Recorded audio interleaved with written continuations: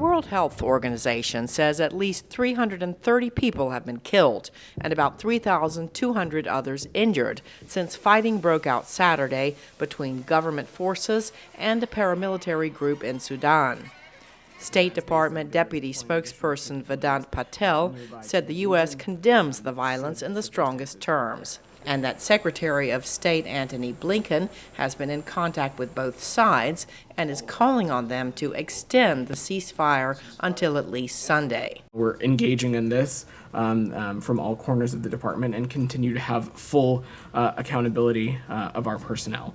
You saw the Pentagon put out a statement earlier today that through U.S. Africa Command, they are monitoring the situation closely as well and conducting prudent planning for various contingencies. And as they said, they are deploying additional capabilities nearby to the region should circumstances require it. At the White House, National Security Council spokesman John Kirby said U.S. Embassy staff members are sheltering in place, and no decision has been made yet on evacuation. The focus right now is on urging both sides to stop this violence, to abide by a ceasefire, to allow humanitarian aid to get to people that need it. I mean, there's already shortages of food. There's concern over shortages of medicine and water. The situation is dire in Khartoum, and we continue to urge both sides now to stop this violence.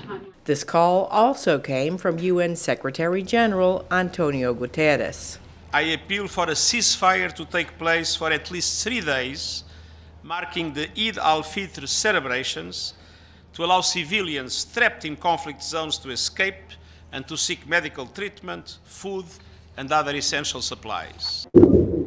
There are estimates of up to 16,000 Americans in Sudan and about 70 U.S. Embassy staff members. The U.S. has some military forces stationed in the neighboring country of Djibouti, which experts say would likely be used for any evacuation operation. After hunkering down indoors since Saturday without electricity, many civilians in Khartoum and the surrounding areas are running out of water and the most basic supplies. With Khartoum's international airport shut down and its border with Chad closed, there are few good options for international aid workers and others to leave.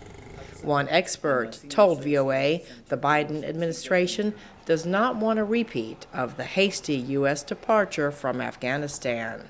Well, I think we can't sell short the comparison to Afghanistan, especially if we're contemplating the visuals of Americans leaving a besieged city when civilians are begging for their own lives, begging to be evacuated along with Americans and international staff. I think that's a terrible optic for the United States to be sending in Africa right now. In Port Sudan, some civilians have fled the fighting on foot.